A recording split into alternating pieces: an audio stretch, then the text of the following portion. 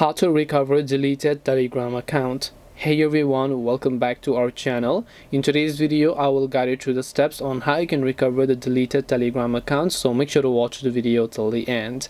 If you'd like to recover deleted Telegram account, all you have to do is, first of all, make sure that you launch the Telegram application here, and let's say that you have been trying to sign into your account because maybe you deleted it. Now, first of all, it just depends upon how long has it been since you last tried deleting your account, because Telegram has a certain restriction that if I try to delete my account from today, until the next month my account will remain deactivated, and after that only it will get permanently deleted. So if it had just been like a week or two that you deleted your account and now you decide that you want to recover or reactivate it, you can absolutely do that.